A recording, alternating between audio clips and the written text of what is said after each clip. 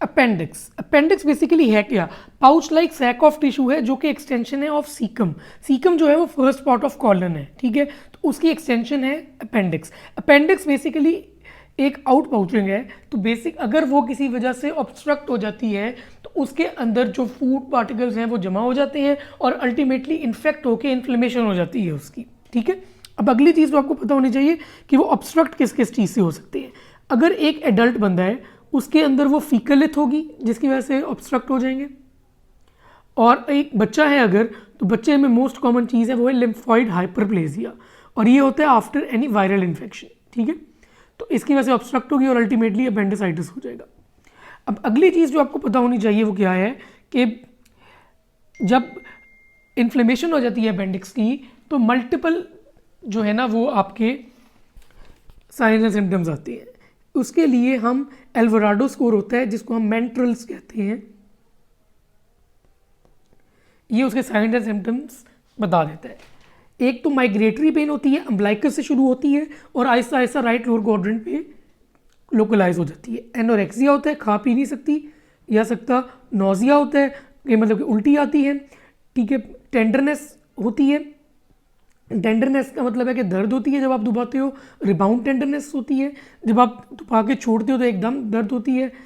Elevated temperature होता है, मतलब कि फीवर होता है साथ। ल्यूकोसाइटोसिस होती है, मतलब कि WBC काउंट बड़ी होती है। और शिफ्ट टू लेफ्ट होता है, ठीक है। तो ये हो गए आपको मेंट्रल्स। एक दो बातें और हैं कि अपेंडिक्स जो है, ठीक है, वो उसकी पोजीशंस हैं डिफरेंट, ठीक है। अब इसमें रिट्रोसीकल और पेल्विक, ये दो आपको याद होनी चाहिए, और मोस्ट कॉमन अगर पूछे तो वो रिट्रोसीकल है। दो साइंस होते हैं बहुत इंपॉर्टेंट, एक तो है PER, याद रख लें, पर और उर्प। P से आ जाता है आपके पास श्वास साइन, E से आ जाता है एक्सटेंशन ऑफ हिप, R से आ जाता है रिट्रोसीकल।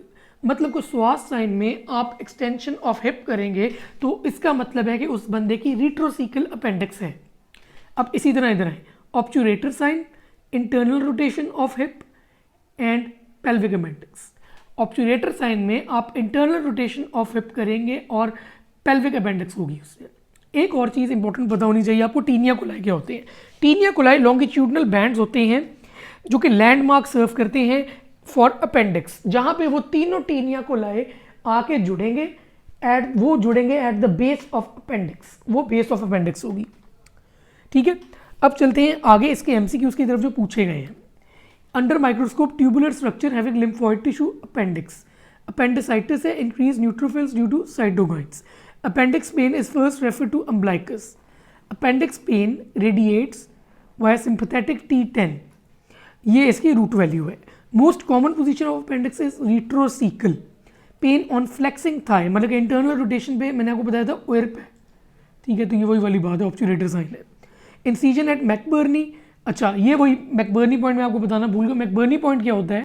मैकबर्नी पॉइंट ये होता है कि ये आपकी ये अम्ब्लाइकस है, ये एंटीरियर सुपीरियर हाइलेक्स स्पाइन है, इसको हमने एक लाइन जोड़ी, इसको हमने 3 हिस्सों में डिवाइड कर दिया, ठीक है। इधर से आपने 2/3 छोड़ा, इधर से लेटरली आपने 1/3 छोड़ा, तो ये जो पॉइंट है ये मैक्सिमम टेंडरनेस का पॉइंट होता है और इसको हम मैकबर्नी पॉइंट कह देते हैं।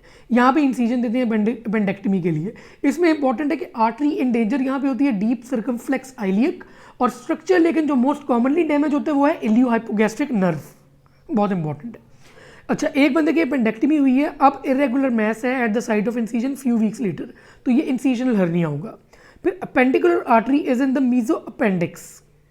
Female with amenorrhoea of 5 weeks presented with right sided iliac pain, raised WBC and febrile appendicitis. इस वाले MCQ में अपेंडेक्टमी, अपेंडिसाइटिस और एक्टोपिक का बहुत फड्डा पड़ा हुआ है, ठीक है, बहुत ज़्यादा कंट्रोवर्शियल MCQ है, बहुत लोग इसमें पूछते हैं कि क्या होगा।